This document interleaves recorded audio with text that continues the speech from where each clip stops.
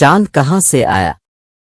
प्यारे बच्चों, चांद सूरज के खानदान से है, इसलिए सबसे पहले हमें ये देखना है कि सूरज का ये खानदान कहाँ से आया। साइंसदानों का कहना है कि सूरज पहले एक बहुत बड़े ढेले की तरह था और मिट्टी और गैसों के घने बादलों में छुपा हुआ था। इसके बाद बेशुमार छोटे छोटे ढेले इन घने बादलों में जमा होना शुरू हुए और ये सब इस बड़े ढेले यानी सूरज के गिर्द घूमने लगे जो मरकज में था। कई दफा ये ढेले आपस में टकराए और एक दूसरे में धंस भी गए। इस तरह आहिस्ता आहिस्ता बेशुमार छोटे छोटे सैयारे बन गए। इन छोटे सैयारों में से कुछ दूसरे सैयारों से मिलकर बहुत बड़े हो गए और ये सूरज के सैयारे कहलाए। छोटे सैयारों में से चंद सैयारों की हरकत मुख्तलिफ किस्म की थीं।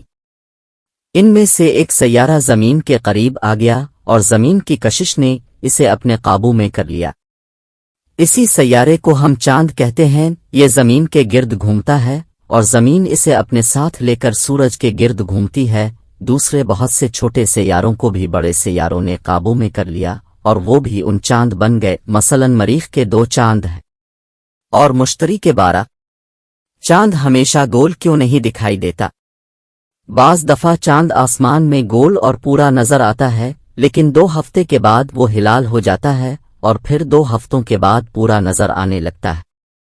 इस दरमियानी अरसे में भी उसकी शक्ल हर रात बदलती रहती है। लैंप, स्टूल और किसी दोस्त की मदद से अब भी तजुर्बा करके मालूम कर सकते हैं कि ऐसा क्यों होता है। पहले 2 बातें समझ लीजिए। अव्वल ये कि चांद जमीन के गिर्द घूमता है, दूसरे ये कि चांद अपनी रोशनी से नहीं चमकता बल्कि सूरज की रोशनी इस पर पड़ती है तो वो चमकने लगता है। लैंप को अब सूरज समझ ले, अब खुद जमीन बन जाएं और आपका दोस्त चांद। अपने पीछे लैंप रख लें और मुंह दोस्त की तरफ करके स्टूल पर बैठ जाएं। आपका दोस्त आपके सामने खड़ा हुआ है और लैंप की तरफ देख रहा है, इसका पूरा चेहरा रोशन होगा।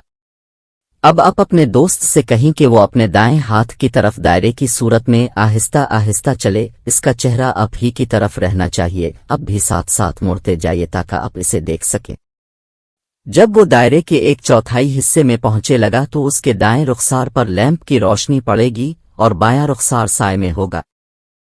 जब वो दायरे के दरमियान में आएगा तो उसके चेहरे पर रोशनी नहीं पड़ेगी। अब इससे कहिए कि हरकत करते रहूं। चंद लम्हे बाद इसके बाएं रुखसार पर रोशनी पड़ने लगेगी और इसका ये रुखसार इसी तरह रोशन हो जाएगा जिस तरह आसमान में नया चांद दिखाई देता है। जब वो इस जगह वापस पहुंचेगा जहां वो खड़ा हुआ था तो इसका पूरा चेहरा रोशन हो जाएगा। चांद हमेशा इसी तरह घटता बढ़ता है। चांद में दाग क्यों है?